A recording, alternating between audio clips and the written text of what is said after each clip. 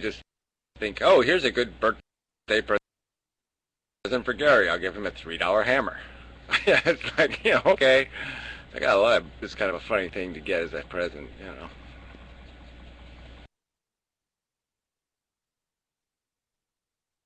You had to unsub from Fred? What are you, crazy? Fred is brilliant.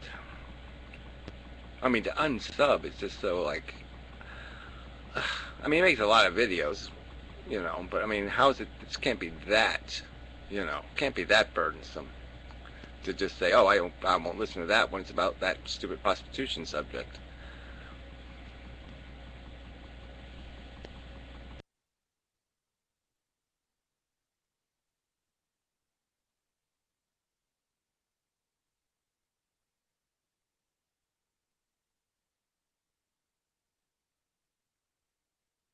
Yeah, I just wouldn't call it loopy. Like I said, he's had videos where he goes on kind of narrow subject matter, but he always adds. There's always value in those videos. I mean, there's discussion about words and meaning, and there's substance in there. So, I mean, I just think that's,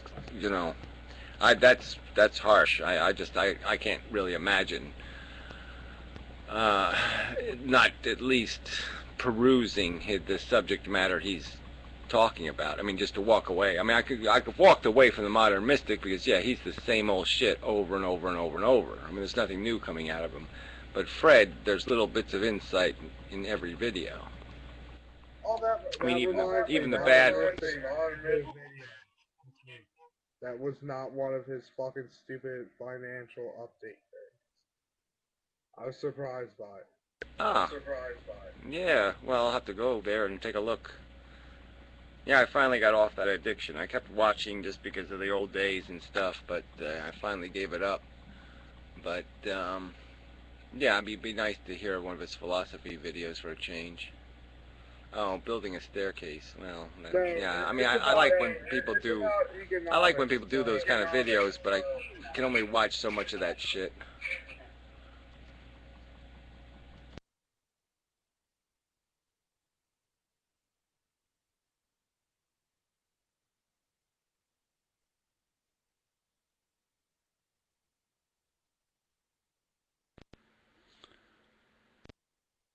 Yeah, well, Final Highlander got into a lot of drama, with the chick that he was dating and her sister and all kinds of talk like he was harassing women and doing all kinds of shit, and so it's sort of, yeah, so he just sort of became irrelevant as a YouTuber, and he just does his video game videos. So yeah, I mean, I'm not gonna watch video game reviews, that's for sure.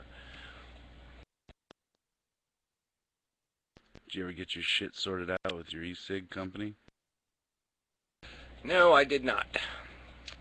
So I'll just make another video harassing them, and I bought some stuff this week from some other companies, so I'll do reviews of, whether I get the shit and if it's any good and all that kind of crap. But that company, there's lots to say about it. I mean, I'd like to do some research on it, because, as I stated, it's ecig.com, e/sig dash. But they have, like I said, they must have at least a couple hundred other domain names that they're selling under, and it's really irritating. They're really spamming the Google index is like completely dominated by their websites, which is really irritating. But go ahead. These V2 cigarettes are pretty cool. I like them a lot. That's a 2-piece instead of the one. You're using the 3-piece, yeah? No, it's 2-piece. Is it? Okay. I like the V2s, man. It's pretty decent. The support's funny because it's out of Miami. So you call the support and you get this guy with a really heavy Mexican accent. It's pretty funny. He works his ass off, though. Part of the problem is you got to get rid of all this jargon, because it's compatible with what? So V2, that might be the same as what I know of as 9mm or the E-Puffer, or, it's the one that has the It's the atomizer that's just full, you know, it's just full of a batting with a wire in it. It doesn't have the metal thing inside or any of that other kind of crap. It's just and they're cheap. They call them customizers, and they call them, what else do they call them? But yeah, I mean, it's just like, you know, there's people selling the same thing under all these different names, and it's really irritating. Right. So you can't really see anything. That's the tip, but I don't know. The battery's pretty fucking long, so I mean they come in 3 different sizes of the batteries, so. Yeah, well, that's what I bought from the e-cigarette, which are actually, they're actually pretty good batteries. I mean, I can't complain now that I figured out how to recharge them.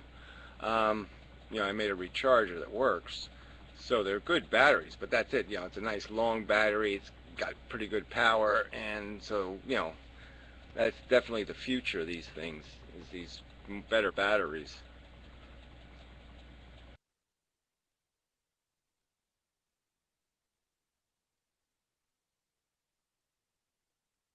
Yeah, see, I don't know, 510, I don't know, you know. Okay, so those are the ones that's a three-piece. Um, the atomizer has that little metal end that sticks up, and you put a cartridge on top of that with the fluid in it. Um, yeah, I see, that's it. I just don't know how long they last. I was actually looking at them today and saying whether I should, you know, I just don't know if I want to waste money on another technology, have 3 different kinds of cigarettes. Um, but yeah, I might do it in the future just to review it, just to see. But the good news is these. See, I just bought a bunch of these old ones from ePuffer, you know, and I got a box of 5 of these fuckers for $5, you know, because I bought the old ones, the discontinued ones, and yeah, you know, they last weeks, you know, and you just keep refilling them. So I have like, I don't know, 10 or 12 dead ones here that are they're still work. I just got to refill them. You know, and if you boil them, you know, standing up, you can clean them pretty well, and so they'll, you know, get back some of their original depth, you know, thickness of the density of the smoke. But yeah, they definitely hold up so much better than the 901s. Those were so unreliable. I mean, the first one I bought, you know, lasted 3 months, and then every single one after that, you know, didn't last more than a week or two. And you know, they're $8 a piece. You know, so I mean, I'm getting 5 that last, you know, 50 times longer for less than I'm paid for one of the other.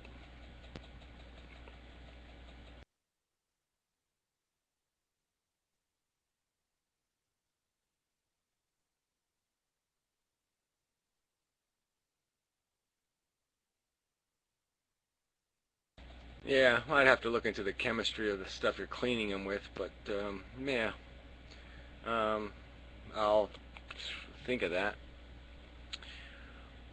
I mean, maybe, you know, I have to think about what cleans carbon really. That's the trick, is getting the carbon off the wire.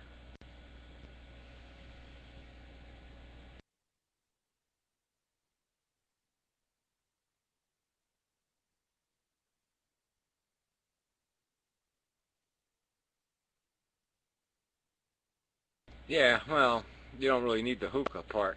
You know, because you're already smoking the vapor. But yeah, really, it's just about getting a mix. You know, it's finding some company that actually sells juice that has enough nicotine in it to, you know, where you just don't need to be pulling on these things all the time.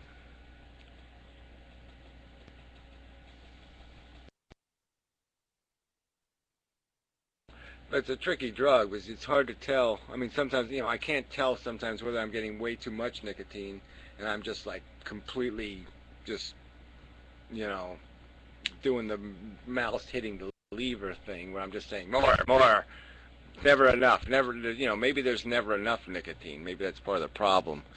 It's like once you start, like a potato chips or something, you just can't stop eating them or something, and you know, it's the same kind of thing. So maybe I have to do something to the smoke, give it some sort of harshness, where if it's harsh enough, then I won't smoke it as much.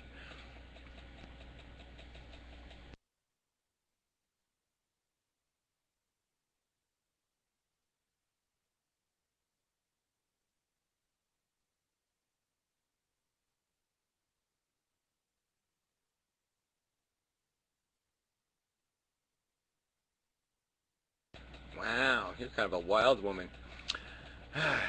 Doing reckless things. I have to find some reckless thing. I have to make a reckless thing list for you. Yeah. Yes. Take a trip to New Jersey. Yeah, that's a reckless thing to do.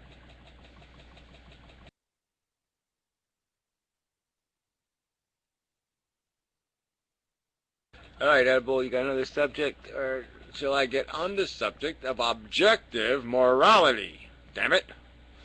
Our free will, that's another one that keeps coming back.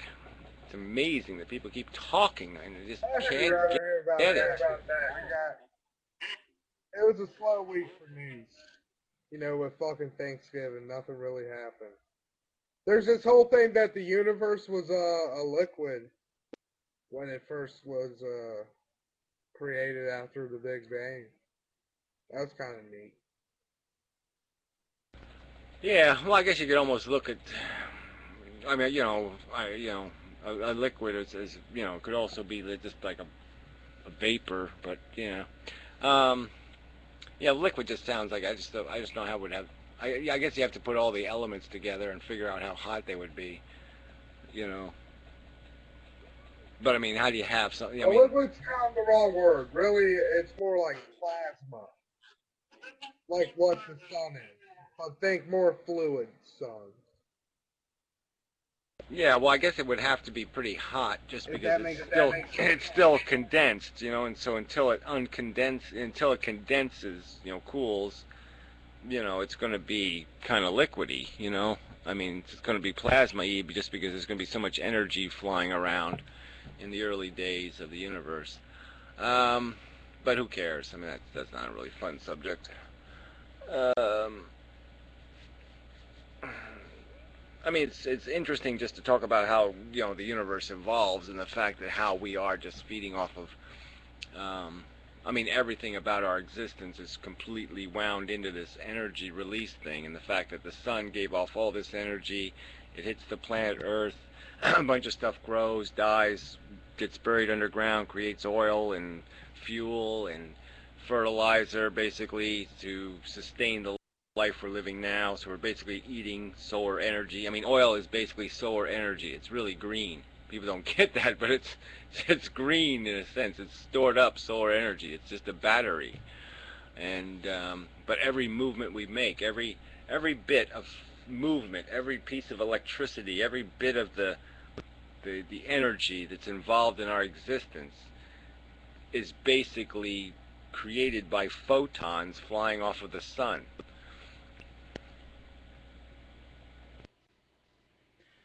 Where did the debate end up with Professor Anton and Fred about the conscious universe? Well, I don't know. I don't remember that exactly. Conscious universe? I don't know if Anton exactly would explicitly say that. He might imply it, but I don't know if he'd say it. So, yeah, I don't know. Fred makes response. Yeah, I don't know. I mean, they have these conversations sometimes, and I just don't know what either one of them is really getting to. So I don't know what to say on that one. I mean, it seems quite obvious there's no brain structure. It has to have a mission. Something doesn't develop intelligence unless it has something to do with it. So it has to have some mechanical process or need to satisfy. I mean, the reason why we have intelligence is because we evolved from creatures that genetically couldn't get into the future unless they did this survival game thing, the survival of the fittest thing, and they needed tools to be fit. And intelligence was just a tool that made them fit. And so how could you possibly expand that to a universe? What's the universe competing in? What hunger, what need does the universe need to satisfy? It's not in a competition. I mean, the universe isn't running against another universe to see what universe survives, and there's no evolution imaginable. Any survival of the fittest construct that's controlling the universe.